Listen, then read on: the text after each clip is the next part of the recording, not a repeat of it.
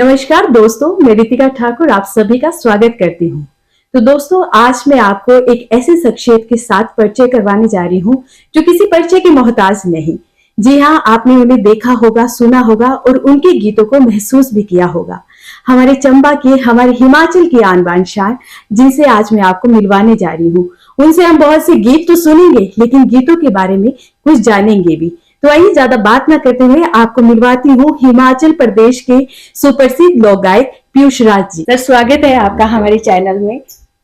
कैसे हैं आप सर? बहुत बढ़िया। बढ़िया है। बढ़िया। सबसे पहले तो मुझे बहुत अच्छा लग रहा है कि आज मैं आपके साथ जो हूँ एक वीडियो शूट करने के लिए आपके घर पहुंची हूँ। तो अक्सर हम आपको टीवी में देखते हैं, सुनते देखते हैं, क्योंकि आप तो बहुत से लोगों के फेवरेट हैं, बच्चों से लेके बुजुर्गों तक जो लोग हैं हमारे हिमाचल के, आपको सुनते हैं। और सिर्फ हिमाचल ही नहीं, बाहर की बात करें तो आप तो गजल के महानायक भी हैं। तो चलिए थोड़ा सा सफर के बारे में जानेंगे।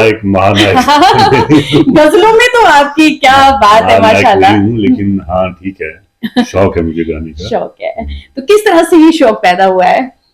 हाँ, बचपन से, क्योंकि मेरी जो सुनने की जो चॉइस थी मेरी, वो ही इस टाइप के मेलोडियस और थोड़े स्लो नंबर्स, जैसे ना रफी साहब के, मुकेश जी के, किशोर कुमार के भी सैड नंबर्स।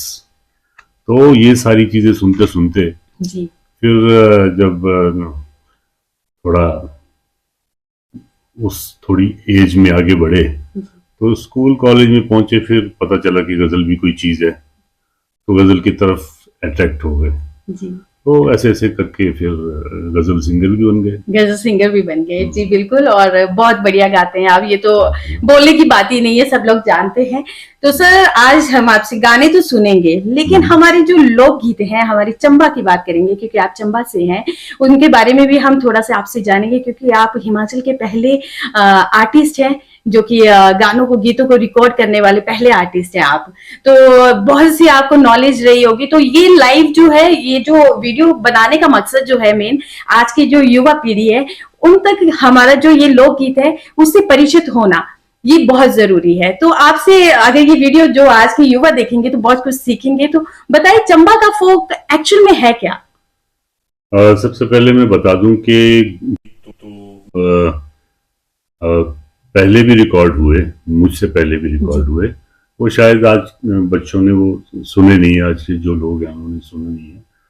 तो HMV वगैरह ने होते ना रिकॉर्ड, LP रिकॉर्ड वगैरह जो होते थे जी जी, जिसे हम लोग तो तवाई कहते थे जी जी को। तो वैसे भी पहले बने हैं। तो उन्होंने जिन्होंने मेरा कैसेट बनाया था, उनका म्यूजिक था। कैसेट्स की शुरुआत जो मुझसे हुई कैसे, तो 1983 में। तो बाकी उससे भी पहले की अगर मैं बात बताऊं तो मैंने ऊपर पैलेस में एक मेरा फ्रेंड था जी, तो उनके पास 78 की स्पीड के रिकॉर्ड्स थे, जो कि वो हाथ से ऐसे वो करने से बनते थे। तो 47 से पहले भी रिकॉर्ड हुए, और वो रिकॉर्ड हुए शायद लंदन वगैरह में। यहाँ का गीत। तो मैंने सुना कि वो पेशे से कारपेंटर थे। अच्छा। जो कि लोग जानते भी नहीं उनके बारे में, तो जानना चाहिए बल्कि नहीं। बाकी इतनी सारी हिस्ट्री हम लोगों ने संभाल के रखी है, कोई यहाँ के हिस्टोरियंस हैं, तो ये सब चीजें भी मतलब जानकारी रखनी चाहिए, बच्चों को बतानी चाहिए जी, बिल्कुल, ताकि उन्हें पता चले कि हमारा कल्चर कितना रिच है ना। तो ऐसे में ये देखो, ये मुझे भी पहली बारी, अगर मैं इस फील्ड में हूँ तो मुझे भी जानकारी होनी बहुत जरूरी है, और आने वाली युवा पीढ़ी तो जरूर ये वीडियो देख के बहुत कुछ जानेंगे। तो सर, वैसे तो बहुत सी चीजें आपके बारे में बोलने की, लेकिन मैं चाहती हूँ कि एक गाना आप सुनाए, उसके बाद हम गानों के ऊपर चर्चा करेंगे। ओके जी। तो क्या गाना सुना है? गाना चंबा का, चंबा से ही है तो चंबा का सुनेंगे। अच्छा। जो आपको बहुत पसंद हो।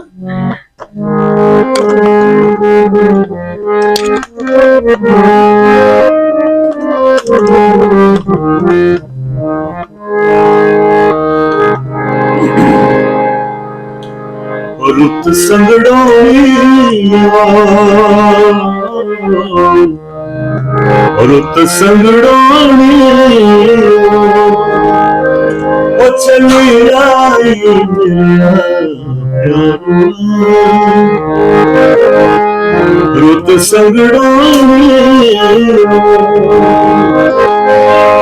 और रुत संगड़ों रुत संगड़ों चलिया मेरा प्यारुआ रुत संगड़ों। बहुत खूब, बहुत खूब। थैंक यू सर, बहुत से गीत हैं हमारी चंबा के, ना जाने कितने हजारों गाने हैं जो आज जो है बहुत से लोग गाते हैं। हाँ, रिपीटेड में आ रहे हैं। बहुत से लोग गाते भी हैं, बहुत सारे ऐसे खूबसूरत गाने जो लुप्त भी हो गए, क्योंकि नई जनरेशन जो है वो थोड़ा इतना ज्यादा इंटरेस्ट नहीं ले रही है, और जो लोग गाते हैं जी। वो जो ऐसे गाते हैं कि पब्लिक सुन के थोड़ा मस्ती में आ जाए कुछ, जी। तो वो ऐसा नहीं होना चाहिए। उनको कहीं ना कहीं छेड़छाड़ हो रही है गानों के साथ, क्या बहुत लगता है? ज्यादा हो रही है, बहुत ज्यादा, और वो सिर्फ इसलिए हो रही है क्योंकि उनके गाने पॉपुलर हो जाएं और क्रिएटिविटी दिखाते हैं। जो ऑलरेडी क्रिएटेड, जो बुजुर्गों द्वारा जो बनाए हुए गाने थे, उन पे अपनी क्रिएटिविटी दिखा रहे हैं। अपनी क्रिएटिविटी खुद कीजिए ना, आप अगर कुछ करना चाहते हैं तो खुद कीजिए। पुराने गाने जैसे हैं उनको संभाल के रखो, वो तो हमारी धरोहर है जी सर। अगर उसको छेड़छाड़ के हम वही दूसरों को पेश करेंगे तो हम क्या साबित करना चाहते हैं कि वो जो बुजुर्ग थे वो कुछ गलत काम करके गए थे? जी बिल्कुल, है ना। तो सर, जैसे कि बहुत से ऐसे गाने भी है, सुनने में आता है कि ये सिर्फ या कोई फेस्टिवल हो तभी गाए जाते हैं, या कोई ना कोई रीजन होता है उन गानों का, तभी गाए जाते हैं। एक गाने की मैं बात करूंगी, गाना है सुख रात, जो कि अक्सर मंचों पे सुनाई देता है, लेकिन जब हम चंबा में गाते हैं तो वो क्यों रोक दिया जाता है और कब गाना चाहिए, थोड़ा सा बताएं। उसके लिए मतलब एक कहावत भी है, और दूसरा है कि हमारा एक सिस्टम है, एक प्लानिंग के तहत ही सब कुछ होता है। कि जैसे राग गाए जाते हैं तो सुबह का राग अलग है, दोपहर का अलग है, शाम के अलग है, रात के अलग है। तो वैसे ही एक सिस्टम पहले से बना हुआ है कि ये हमारे सुई मेले के टाइम के गाने हैं, है ना। कुछ वैसे गाने हैं, कुछ मिंजर के टाइम के गाने हैं, वो सावन के आसपास नहीं गाने चाहिए। और एक ये वजह भी हो सकती है कि हर मौसम में हमारे पास गाने पड़े हुए थे, तो क्यों सावन का गाना जो है वो दूसरे मौसम में क्यों गाया जाए? जी सर। नहीं जी। तो शायद हमारी जो कल्चर की जो रिचनेस है जी, तो इतनी ज्यादा वैरायटी हमारे पास थी, शायद इसीलिए भी मना करते थे। अच्छा। और बुजुर्ग ये कह के नहीं ये बे टाइम नहीं गाना बिल्कुल भी। अच्छा, है ना। तो ये वजह रही होंगी, यही वजह थी मेरे ख्याल में। क्योंकि हमारे पास काफी मटेरियल था गाने के लिए, हर मौसम के लिए हमारे पास गाने थे जी। तो उस हिसाब से जी सर। तो सर जैसे कि तो हमें ये माननी चाहिए बातें, लेकिन हम अगर वो गाने गाएंगे ही नहीं, है ना, गाएंगे नहीं। आजकल के जो बच्चे, जो सिंगर्स हैं जी सर, उन्हें इन चीजों से कोई मतलब ही नहीं है जी सर। लेकिन हमारे लोगों का भी बड़ा अजीब है कि हमारे बच्चे गाएं तो उनको मना करेंगे बे टाइम नहीं गाना बिल्कुल भी। हाँ जी। और बाहर वाले जो हैं वो वही चीज गा देते हैं, तो वो घर पे सुन रहे हैं, अक्सर दिखाई देता है ना। हाँ जी। वो घर पे सुन रहे हैं और अप्रिशिएट भी कर रहे हैं, उन पे कोई बुराई नहीं है जी। बिल्कुल। तो अपने बच्चों को सिखाओ, लेकिन खुद भी उस पे अमल करना चाहिए कि बिना टाइम के सुनना भी नहीं चाहिए जी। बिल्कुल सर। तो ये जो बात है, यही रीजन रहा होगा, क्योंकि अक्सर रोक दिया जाता है, इसीलिए मैंने ये क्वेश्चन आपसे किया कि क्या वजह रही होगी। तो सर कुछ सुने, फिर आगे बढ़ते हैं। हाँ, क्या सुनेंगे बताइए। वैसे तो मेरा शायद वो भी मेले के टाइम में गाया जाता है, आया बसोरा, अगर गा सकते हैं तो सुना दीजिए आप वो, क्योंकि मेरा बहुत फेवरेट है। क्या होता है कि ऐसे इंटरव्यूज में गाने के लिए कोई किसी को नहीं रोकता है ना। तो हम सुबह रात वाला राग भी गा सकते हैं कोई, क्योंकि उस वक्त जैसे फर्ज करो कोई रात के मतलब मध्य प्रहर का जो गाना है, तो उसके लिए कोई रात को थोड़ी इंतजार करना है। स्टेज पे तो सारे ही गाए जाएंगे ना।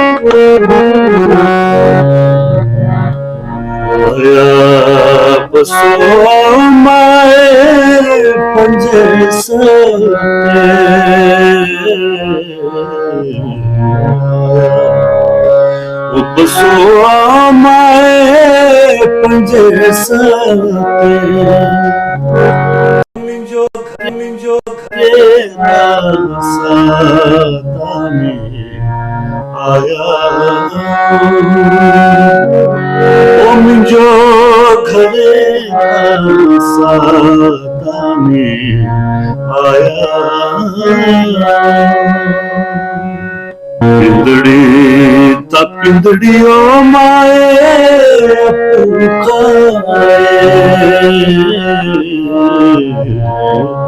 पिंदड़ी ता पिंदड़ी ओ माए अपू खाए ओ मुंहिंजो पिंदड़ी रे पठेता भेजे ओ मुंहिंजो पिंदड़ी रे पठेता भेजे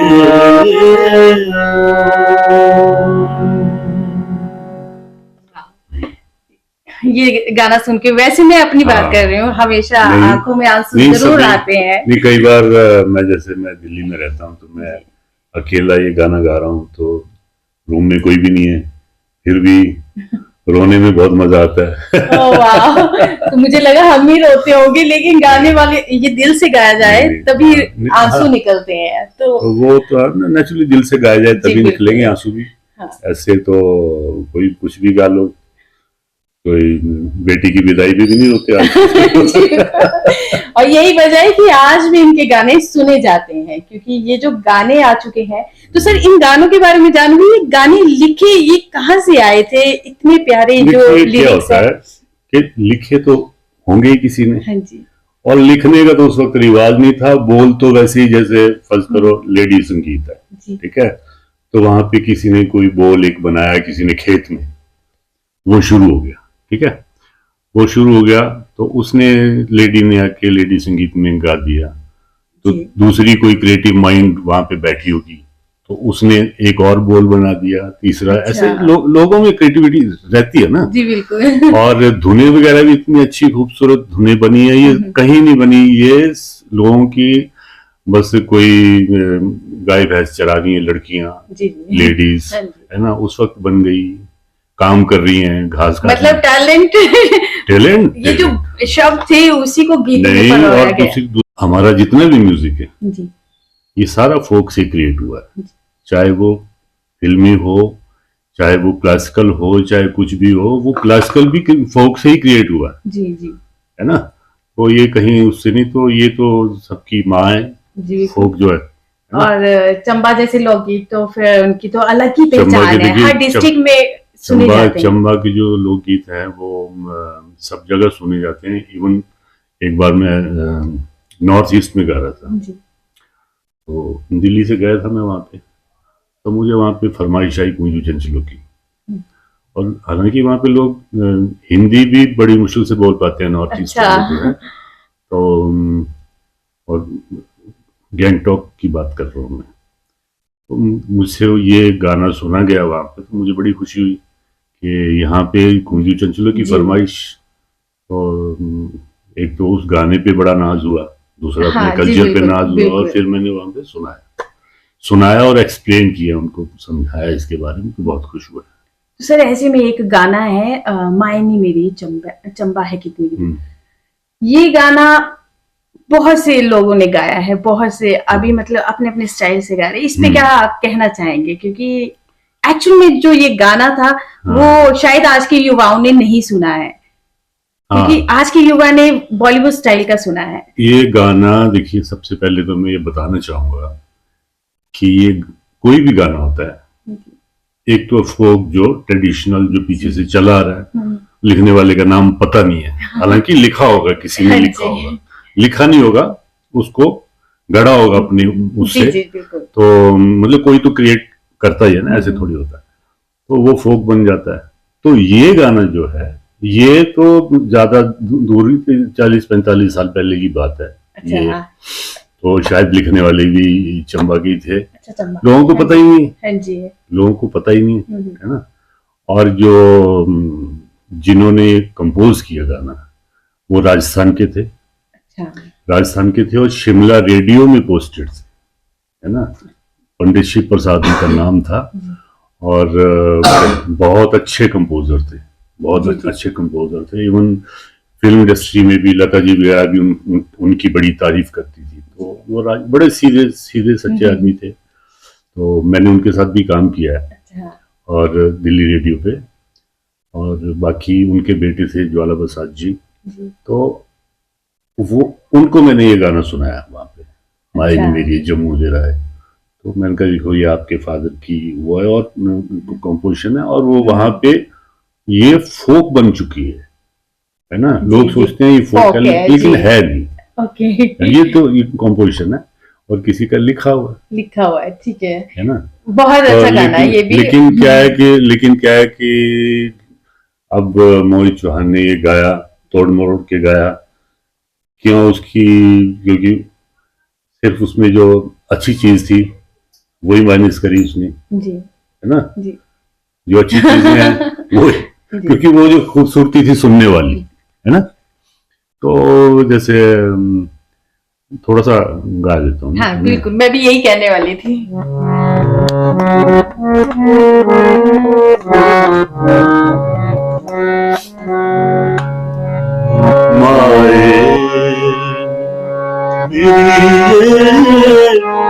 जमुए दराए चंबा है कितनी दूर,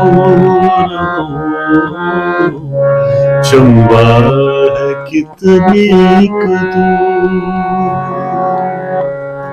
कुछ लग रहा है फर्क इसमें उसमें जी। माए जमुए दराए चंबा है कितनी दूर, चंबा है कितनी दूर। शिमले बसना सपाटुए बस, शिमले बसना सपाटुए बसना, बसना चंबे जरूर हो, बसना चंबे जरूर। माए जमुए दराए चंबा कितनी दूर, चंबा कितनी दूर। बहुत ही खूबसूरत। ऑडियंस होती तो बहुत तालियां होती आपके लिए। उनको सुनाता हूँ तो जो लोग वो वाला जो इसका वो सुनते हैं, तो जो उन्होंने वो सुन रखा है जी बिल्कुल, तो जब उनको ये सुनाता हूँ तो वो बोलते यार ये क्या, क्यों किया होगा ऐसा, किस लिए किया होगा। हाँ वो भी है। तो क्योंकि क्या क्या जरूरत पड़ी थी ये करने की। जी बिल्कुल, है ना। ये तो बाकी काफी बड़ा कंट्रोवर्शियल काम किया है, तो ये तो होना नहीं चाहिए था। जी बिल्कुल। इसलिए हालांकि मोहित चौहान अच्छे सिंगर हैं, हिमाचल की शान है। और हिमाचल की शान इसलिए बोल रहा हूँ क्योंकि हिमाचल से हैं, हिमाचल तो से हैं और बॉलीवुड में अच्छा पूरा इंडिया जानता है, बाहर भी जानते हैं लोग। लेकिन मेरे ख्याल से उनको एक बड़े आर्टिस्ट होने के नाते ये सब नहीं करना चाहिए था। जी बिल्कुल, है ना। तो ये तो रही फोक की बात, हिमाचली गीतों की बात। आपने पूरे हिंदुस्तान में गजलों से जो लोगों का दिल जीता है, वो भी एक मतलब एक अलग पहचान उसमें आपकी बनी है। तो गजल भी एक बहुत प्यारे गीतों का संगम है, तो वो भी सुनेंगे हम आपसे। उसके बारे में बताएं कि आपने उसमें भी बहुत अच्छा नाम बनाया है। हाँ, गजल भी आपके अंदर बचपन का जो शौक था, मैं तो सबसे पहले मैंने जो सिंगिंग सुनी जब मैं मतलब छोटा था, तो उस वक्त टीवी वगैरह नहीं थे, है ना। तो टीवी बाद में आए। तो मेरे ख्याल हम 8th-9th में पढ़ते थे तब टीवी आए। उससे पहले जो किसी के घर में हम रहते थे वो लाहौर सुनते थे, जी। लाहौर रेडियो। तो वहां से कभी कभी गजलें सुनने को मिल जाती थी। तो मैं पता किया कि ये आवाज कैसी है, तो मुझे पता चला कि मेहदी हसन खान साहब की आवाज है, अच्छा। लाहौर से रेडियो से आते थे। तो वो मुझे इंटरेस्ट हुआ। फिर मैं गांव में पढ़ता था एक में किहार एक जगह। तो उसके बाद जब कॉलेज में पहुंचा यहाँ पे जी। तो फिर यहाँ पे थोड़ा महफिलों का माहौल था चंबा में। जी। तो ऐसे किसी से मैंने गजल सुन ली कोई मेहदी हसन खान साहब की, जी। तो वो मैंने गा के देखा उसको, तो लोगों ने बहुत पसंद किया, यार तो बहुत बढ़िया चीज है, तो मुझे भी इंटरेस्ट हो गया। अच्छा। तो गजल वही वाली गजल सुनाता हूँ जो सबसे पहले मैंने गाई। जी बिल्कुल। और कॉलेज में मतलब एडमिशन ली, वहाँ पे जो फंक्शन हुए वहाँ पे फिर मैंने कोई 100 बार गाई होगी। वाह। चलिए।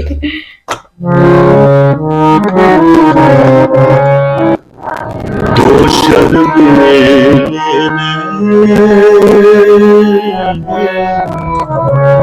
जिनसे मिला मेरे दिल को चैन, कोई जाने ना क्यों मुझसे शर्मा, कैसे मुझे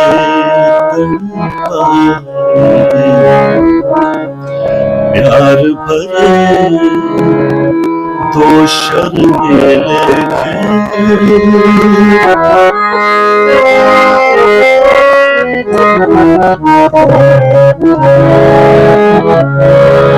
दिल ये कहे कि दिल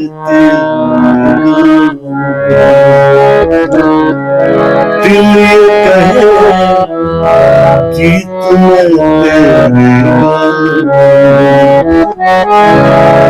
ही सुने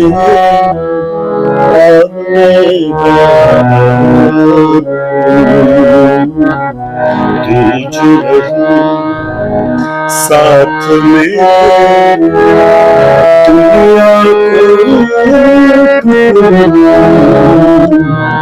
तेरा दिल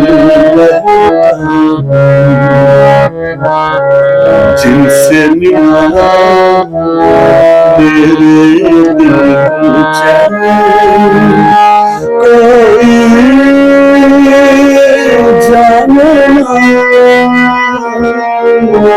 क्यों मुझसे शर्मा, कैसे मुझे प्यार भरे तो शर्मिले।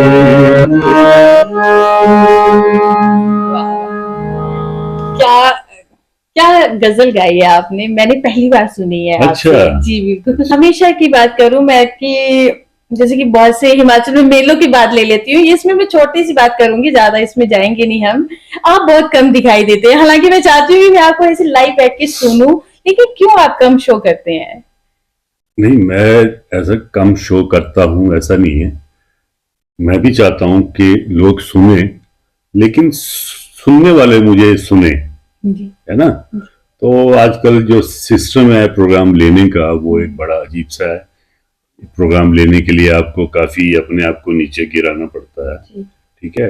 लोगों को रिक्वेस्ट करनी पड़ती है, वो चाहे मंत्री हो, चाहे संतरी हो, चाहे कोई भी हो, उनको रिक्वेस्ट करनी पड़ती है। और शायद मुझे प्रोग्राम्स के लिए रिक्वेस्ट करने की आदत नहीं है, नहीं जी। प्रोग्राम के लिए रिक्वेस्ट करने की आदत नहीं है। मैं चाहता हूं कि जैसे जो आज तक मुझे अपनी मर्जी से मिलता गया वैसे ही मिलता रहे, तो मिलता है, कोई ऐसी बात नहीं। हिमाचल में नहीं दिखता हूँ, लेकिन दिल्ली में मैं खूब शोज करता हूँ, दिल्ली से बाहर खूब शोज करता हूँ।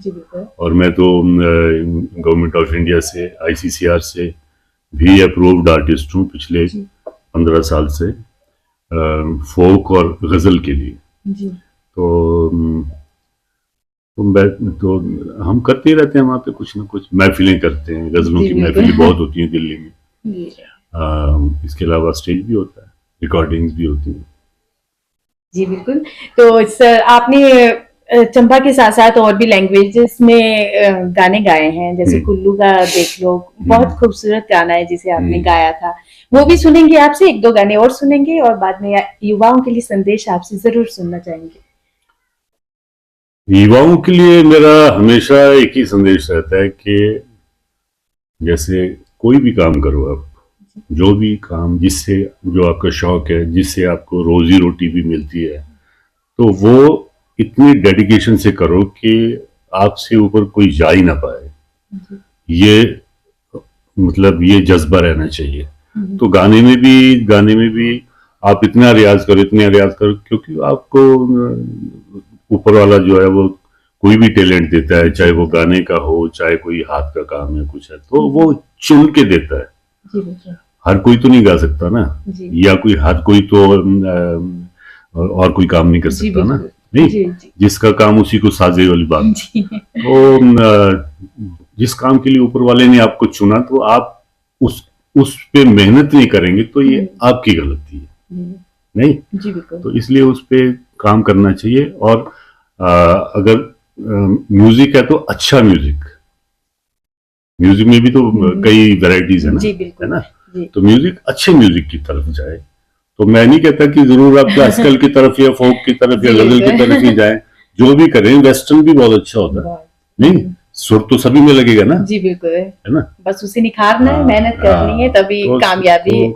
अब देखिए माइकल जैक्सन वगैरह कितने बड़े बड़े सिंगर्स थे, तो वो एक जादू था। जी बिल्कुल, है ना। तो हम लोग इंडियन क्लासिकल के या गजल के आदमी हैं, तो ऐसा नहीं कि वो कुछ, वो बहुत महान कलाकार थे। तो वेस्टर्न में भी बड़े अच्छे लोग हुए। जी बिल्कुल। तो वेस्टर्न बुरा नहीं होता, लेकिन क्या होता है कि जैसे तोड़ मरोड़ करके गाने वाले वेस्टर्न गाए, लेकिन जो जैसा गीत है उसे वैसे रखें, अपना नया कुछ करें। हाँ, ये जरूरी है। क्रिएटिविटी से, जैसे आप फर्ज करो, आप में इतनी ताकत है, आप में मेरे ख्याल में हौसला कम होता है जब आप किसी का बना बनाया गीत जो है ना उसको छेड़ने लगते हैं ना, तो इसका मतलब कि आप कर सकते हैं, लेकिन आपकी हिम्मत नहीं हो रही।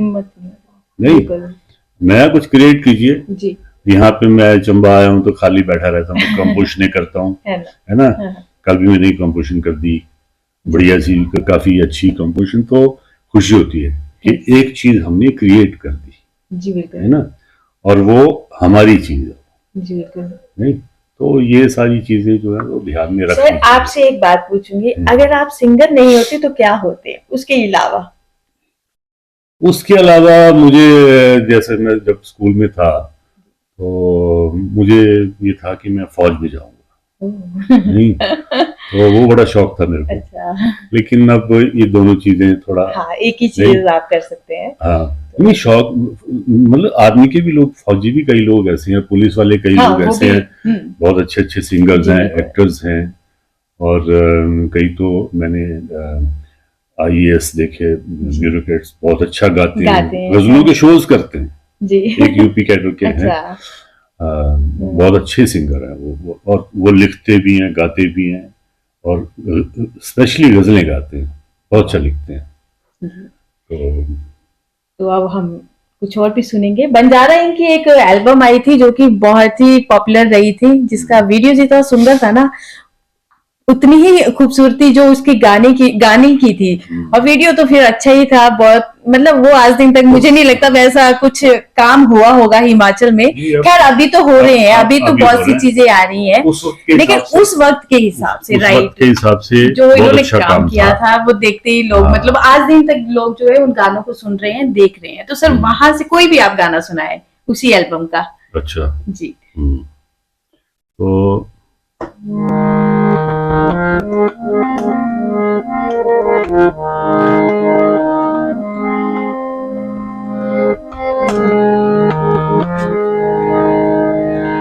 आया तक जिंद आया बन जाना,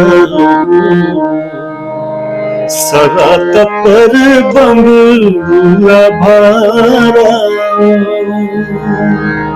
ओ आया तक जिंद आया बन जाना, सरात पर बंगला भारा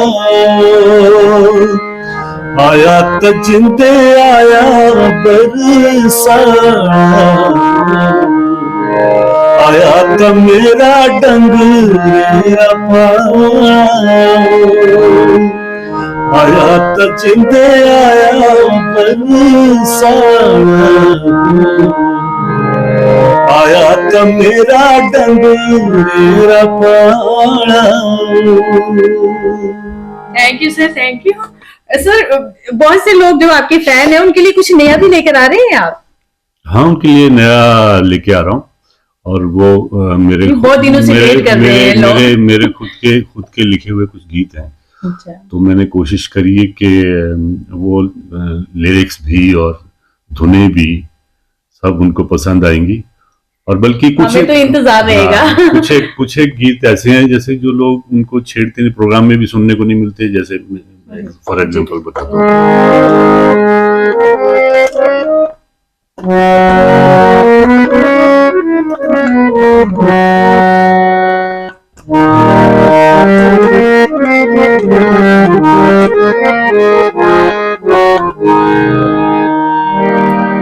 ये गाना देखो कितना अच्छा गाना।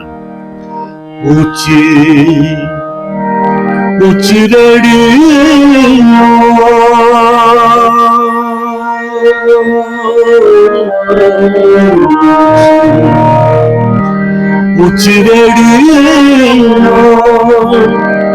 ओ बांसुरी बजादा दरिया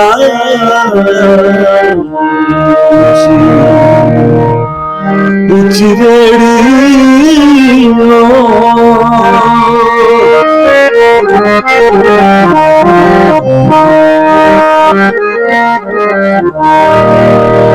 हथा बुनरेणु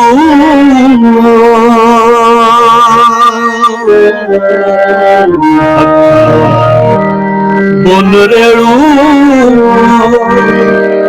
हो चिल्लाना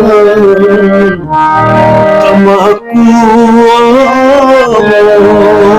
दरिया हथा बुनरेणु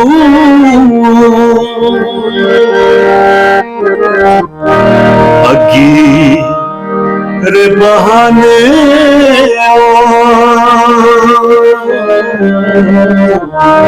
अगी रे बहाने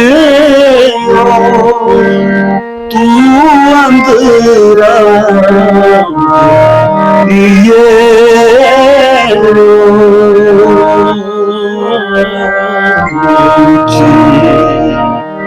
ऊंच रेडियो। क्या बात है सर, क्या बात है। ये गीत क्या मतलब बहुत काफी पुराना है? ये बहुत पुराना गीत है। अच्छा, बहुत से लोगों ने अभी सुना होगा। बहुत सारे लोगों ने अभी सुना होगा। अभी सुनेंगे इसके बाद सुनेंगे। मैंने भी पहली बार ही सुना है। बहुत मतलब अच्छा। ये गीतों को आप लेकर आ रहे हैं, ऐसे ऐसे जो गीत हैं छूटे हुए। देखो क्या होता है कि अब एक मैंने बड़ा मेरी तरफ से मतलब मेरी ये कोशिश थी कि मैं बहुत अच्छा सुना पब्लिक को, तो मैंने पीछे गीत गाया। अनलकीली उसका वीडियो कुछ इतना अच्छा नहीं बना। वो एक जैसे लाइव गाते हैं उस टाइप के, जैसे दूरदर्शन वाला जैसा प्रोग्राम होता है ना, वैसा गा दिया। तो वो था जिसके यहाँ की जो कुंडली मल्हार वगैरह जो होती है ना, तो वो गाया। इतना खूबसूरत गीत है, लेकिन क्या है कि उस पे वो लोगों ने या तो ध्यान नहीं जा रहा है या शायद वीडियो की वजह से ऐसा है। लेकिन काम उसको आप सुनेंगे, बिंदलू में नहीं उलाना यार जी। सुना है? नहीं सुना है? मैंने सुना है। ये सुना है? हाँ जी। जो अभी जो नया जो आया, नया तो नहीं सुना, वैसे सुना है आपका। हाँ, मैंने काफी इंटरव्यूज में सुने हैं। तो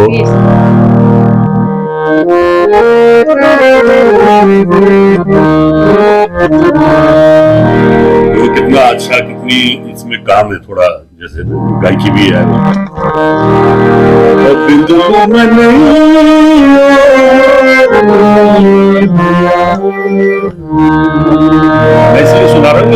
जैसे गीत सुनने चाहिए, ये हमारे पास पड़े हो।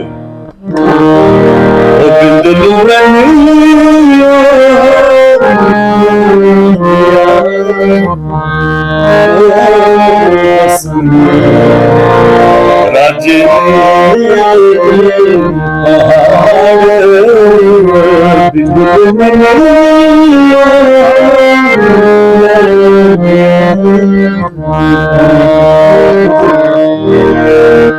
घर घर बना, घर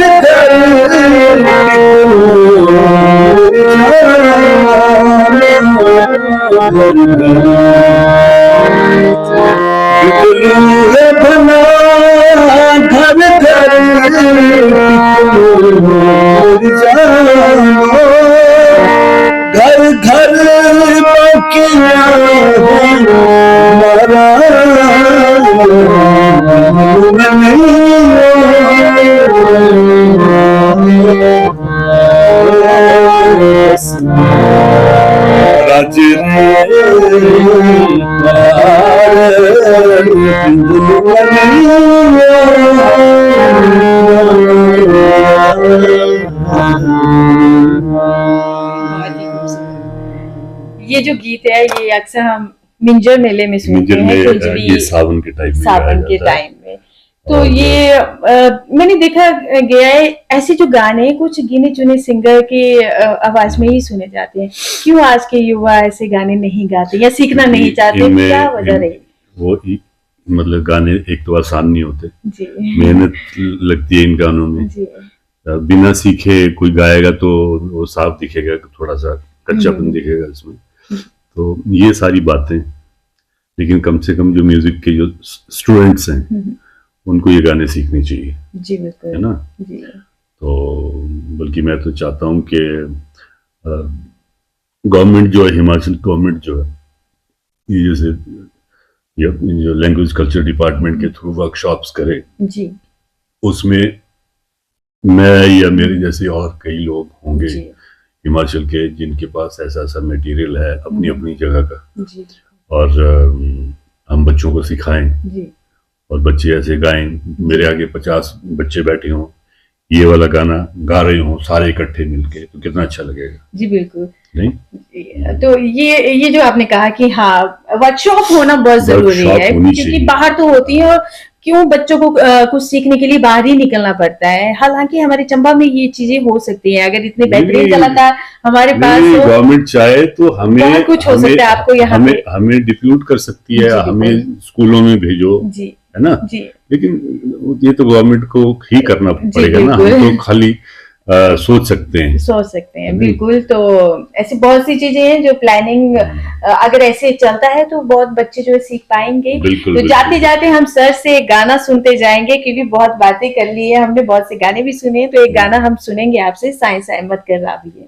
अच्छा जी, ओके। तो जैसे और आपकी पसंद का भी अगर आप चाहे तो वो जैसे वर्कशॉप एक करी थी मैंने, वर्कशॉप मंडी में है ना, हाँ जी। तो वहाँ पे एक रतन ज्वेलर्स करके हैं, हाँ जी। तो उन्होंने वो स्पॉन्सर करी थी जी। तो मेरे साथ और भी आर्टिस्ट थे दिल्ली के, तो वो वर्कशॉप काफी 4-5 दिन हमने बच्चों को सिखाया। तो वहाँ पे मैंने मंडी के बच्चों को गुड़क चमक भाव में गाओ, है ना, वो फिर 5वें दिन फिर वो स्टेज पे परफॉर्मेंस करवाई, तो बहुत अच्छा लगा। इतने सारे बच्चे वहाँ पे, कम से कम 15-20 बच्चे इकट्ठे गुड़क चमक भाहुआ में गा रहे हैं।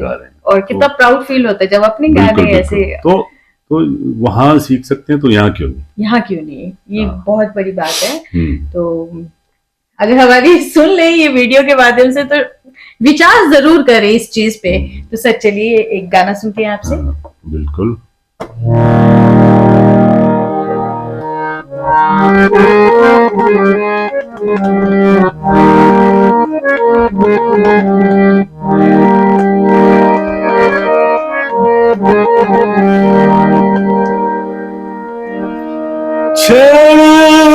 छबिनी चालिया तेरी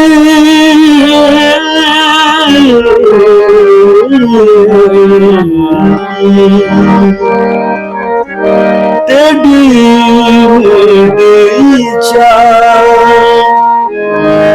चंबेरी राज दुलारी बसी तेरे चमिया साए साए मत कर राविए साए साए मत कर राविए जो तेरा डर लगा चंबेरे गले दिए चंबेरे गले दिए लड़िए जो तेरा डर लगना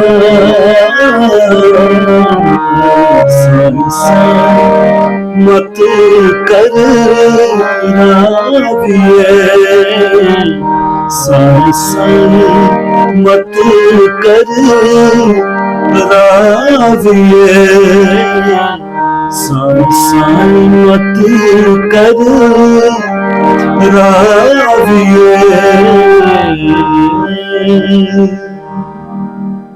थैंक यू सर। मन तो कर रहा है कि आपको सुनते जाए। ये सर का समय भी बहुत मूल्य समय है और आपने हमें ये समय दिया है।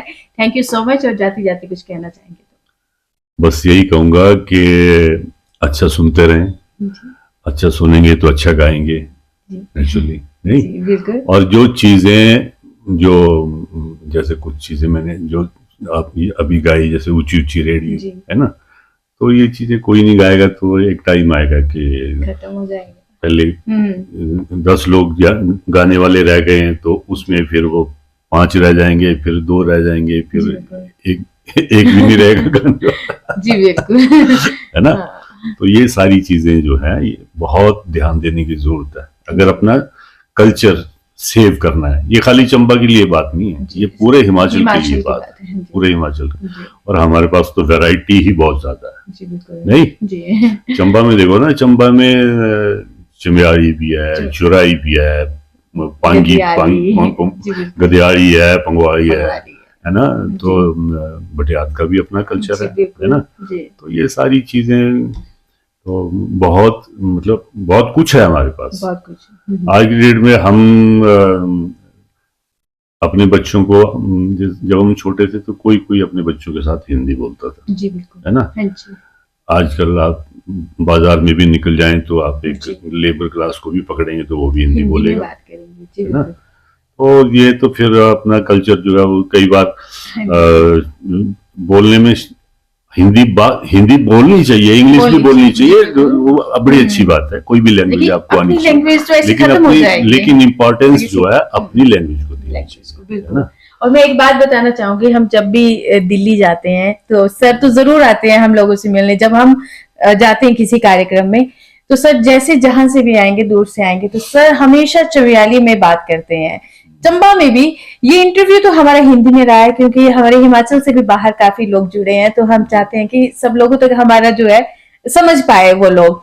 तो हालांकि सर आपको जब भी कहीं पे भी मिलेंगे तो ये अपनी ही जो बोली है ना उसमें ही बोलते हैं। आदमी कितनी भी बोलियां सीख ले, लेकिन कंफर्टेबल वो अपनी ही बोली में। जी बिल्कुल, नहीं? तो इसी तरह आपके साथ बात करके बहुत अच्छा लगा, बहुत बहुत अच्छा। और हम चाहते हैं कि आप जल्द से जल्द बहुत सारे गाने लेकर आए। बहुत शुक्रिया, बहुत शुक्रिया। Thank you so much sir, thank you, धन्यवाद।